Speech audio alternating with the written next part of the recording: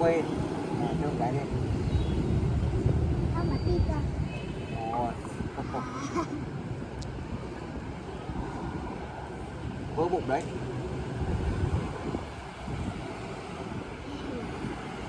Đây mà cái chậu hoa trên kia nó vào mặt. Cái chậu hoa, nhà nào nó rơi cái gì kìa. Chạy ngay. Quẩy ơi, bố Thảo cứ ngồi cười há mồm với con chim mà đi qua nó ị cho thì thôi đấy. Phải gọi là quà tặng cuộc sống đấy. Cho bố mừng cào. Đúng không Quẩy?